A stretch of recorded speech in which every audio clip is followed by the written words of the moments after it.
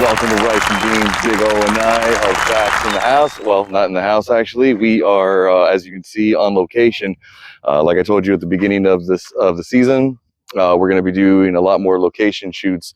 So we found it fitting to come out to a site of not only a TV show, but also it was a movie. So we are at the MASH site, and we've got some cool movie stuff for you coming up. So tune in and stick around. One. So as we move around the site, we're gonna hit you up with some different information. So yeah, we're here, iconic area, like Jester has mentioned. You know, the scene of MASH, the series and the movie. If you haven't seen it, well, you know what? It is a bit depressing, but it is a great movie nonetheless.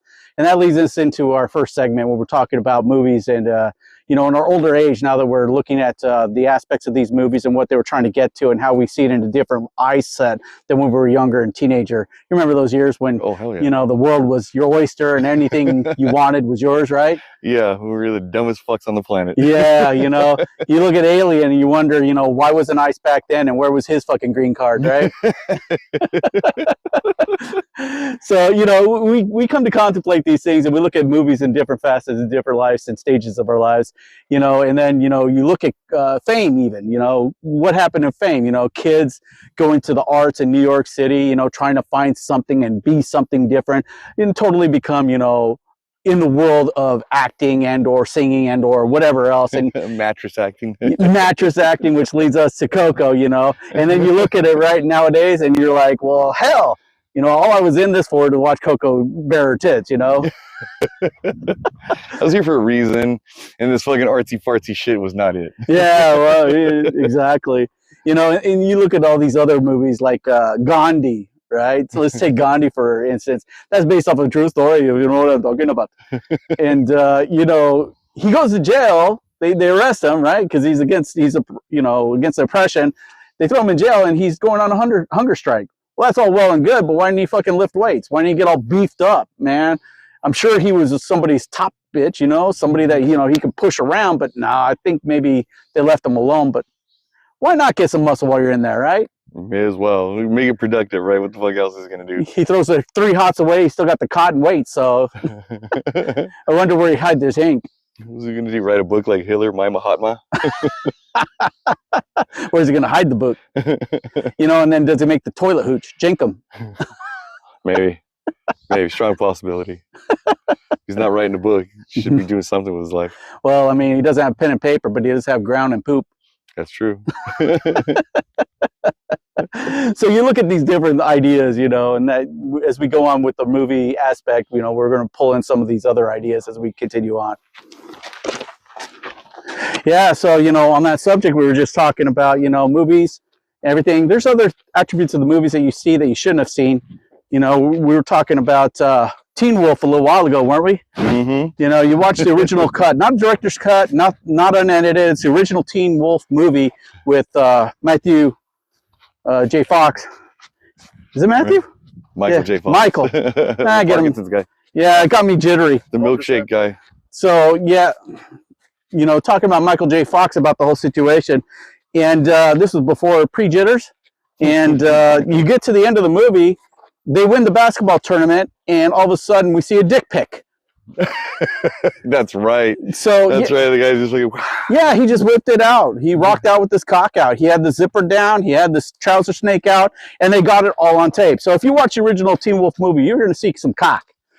I wonder if they changed it by now, because you know how they changed Demolition Man to be was it a Pizza Hut instead of Taco Bell like it originally was? Yeah. All right. So I'm wondering how long before they started doing shit like that with with Teen Wolf. Yeah. I wonder how many people have caught it. I mean, there's a Reddit thread that maybe have taken off already. Yeah, exactly. You know, and I thought maybe they would have taken it off from the original cut, but no, it's still on there. So yeah, enjoy Teen Wolf with some dick pics. Right. That ruined your childhood yet? Not yet. Yeah. We're gonna get started. So again, since we're at the MASH site, there's that iconic opening when people are coming through, or the helicopters are coming through. Right. And there's things that you're not supposed to, kind of be seen in the shot, right? So I'll throw it up on screen, but we've got some power lines up there, and you do actually see those when the helicopters come around in the opening sequence of the show. And it's kind of like in the movie Firebirds, where with Nicolas Cage, they're doing their training sequence, and he comes around, and then they pan around too far, and you can see the film crew and like all their shit set up on the hillside. Yeah, and they're supposed to be like in some training area where there's like nothing out there. I think one of the film crew was enjoying a bologna sandwich too at that time. So yeah, no, it's just a trip, like what you're supposed to see versus what you're not supposed to see in movies and TV shows. Like for example, we get the camera to pan around on this side. This is one of the restored vehicles. The fires like burned this whole area out. Right. And so then everything had to be, like, whatever was here, like those older rusted out ones, got torched, and so they're shit now. But then this company came in and they restored it. But this is what the inside of what like one of the movie cars looks like. There's nothing in it, and in this, again, going back to the things of what you're not supposed to see, like when you film or shit like that. So just another little bit of movie magic. What have you seen in the movies? I mean, when you watch a movie, you really got to look into it and see what's in the panoramic, what's in the background, what's in the cut scenes, and everything else. Yeah, last thing you want is some random dude scratching his ass in the middle of your shot. Or you catch a homeless copping a squat and dropping a deuce. Hey, if you shoot in Hollywood, you might. You just might. Okay. All right. So again, talking about movies, there was a big divide, right, over the Marvel movies. Oh yeah. Remember that shit? Like, like people were waiting for years for this shit to come out, and they fucking come out, and half the people fucking loved it. Half the people thought it was absolute dog shit. Yeah. So I mean, I like the movies for what they were worth. I mean, like, I thought they were well done. Like, I didn't think they were boring and anything like that. But like, I also won't say I was a super fan or anything like that either. I understand. How about you? Well, so I grew up in the 70s. I'm a little bit older than you, not much, but a little bit. And having grown up watching the Spider-Man series, live action, watching Hulk with Lou Ferrigno, watching all that stuff, that really, really engrossed me into the comic view of everything. And, I did read a lot of comics, and I did love the aspect of it. And then as we got into the 80s and 90s, we saw all the failures from them trying to do Marvel movies, even DC movies, but superheroes in general. And then we get into the 2000s with CGI, and everything's getting a little bit better. And then we get a roll in with the first big break, which was Blade.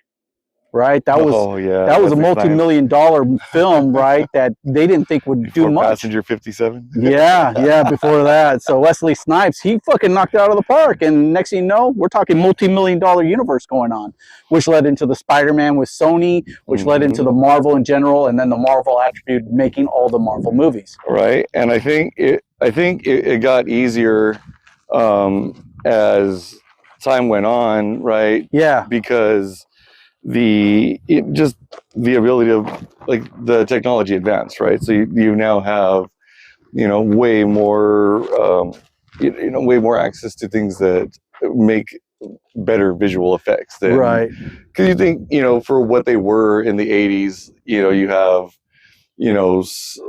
like the Alien movies, or even like the Star Wars movies, right? Like, and that's from more 70s, but like late 70s, early 80s, but still it's in that same era, right? You got an argument with me there, though.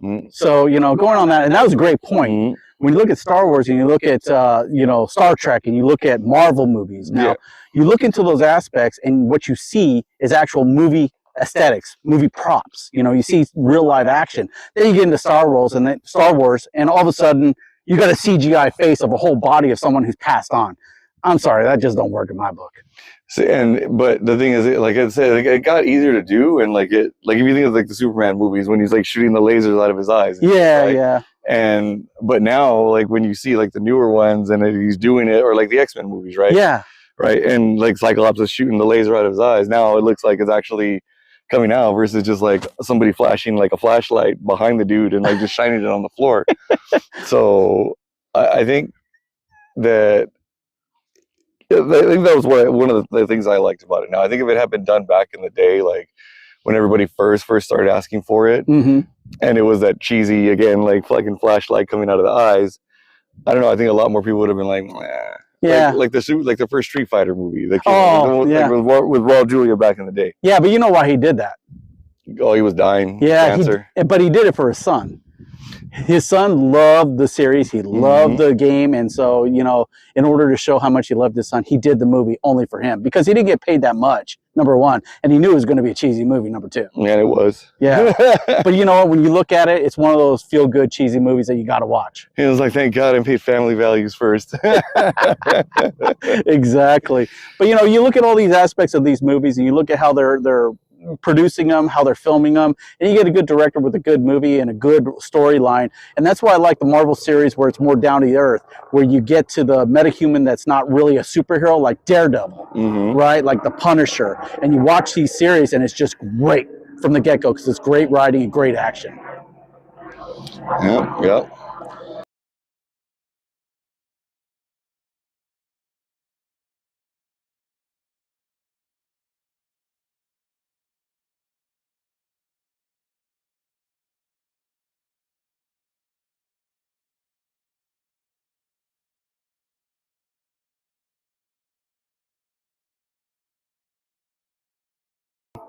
All right, guys. Well, we are back where we started, and it is another 3 miles out. So we're gonna go ahead and get up on out of here. Yes, sir. But this was really fun, and like I said at the beginning, we're gonna be doing a lot more of location shooting, and so don't forget to keep tuning in. We got a lot more stuff coming your way. Until next time, take a toke and watch all your words go up in smoke. Peace.